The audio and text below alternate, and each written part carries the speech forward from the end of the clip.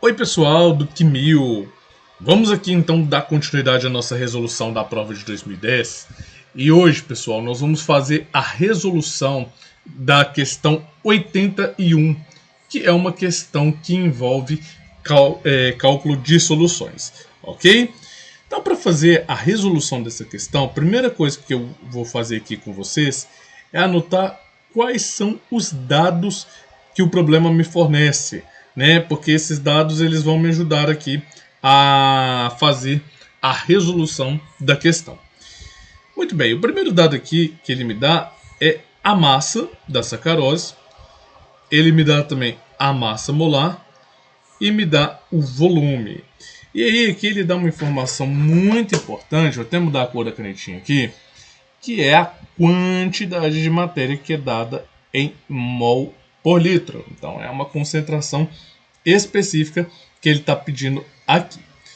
Bom, feito isso, então vou anotar aqui os dados que ele me fornece no problema. Então estão aqui todos os dados, né, que ele pediu aqui no nosso probleminha. E aí eu vou chamar a atenção para dois pontos muito importantes aqui.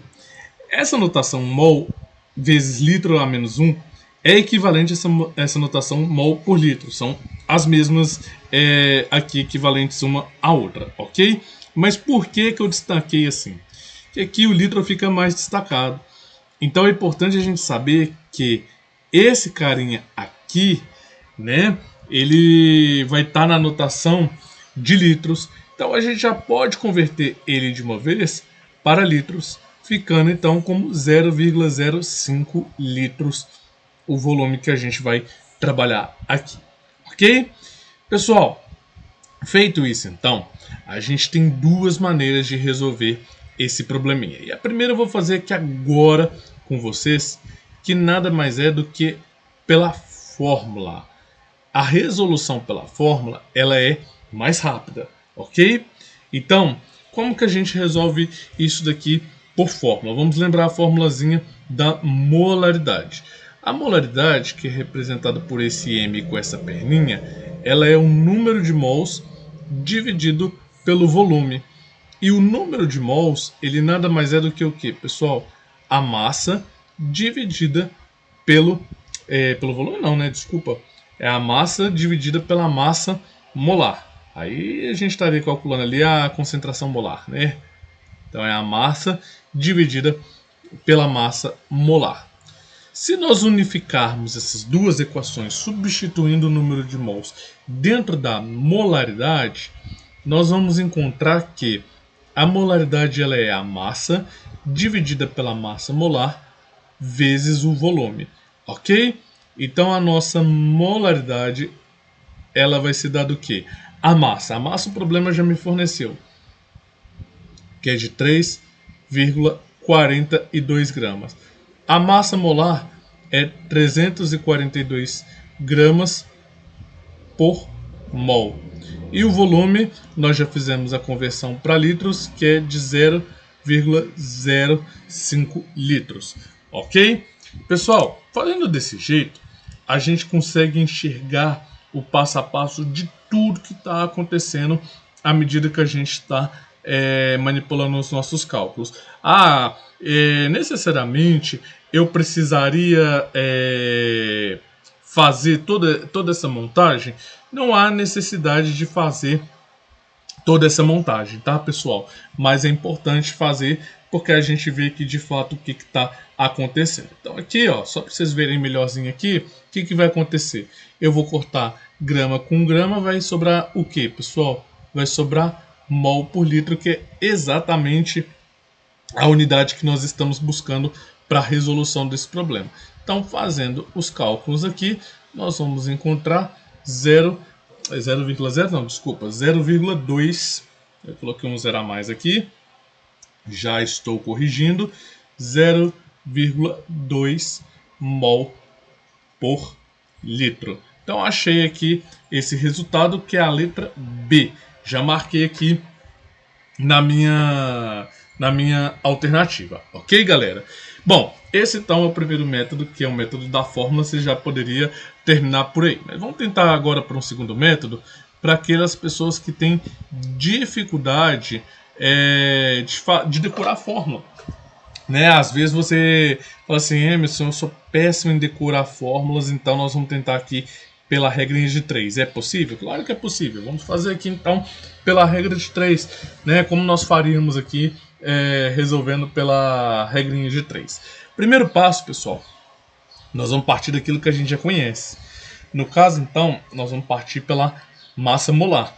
Então, a massa molar da sacarose, ela me fala que a cada 342 gramas que eu pesar dessa substância, eu vou ter o que, pessoal? Eu vou ter a quantidade de matéria equivalente a 1 mol.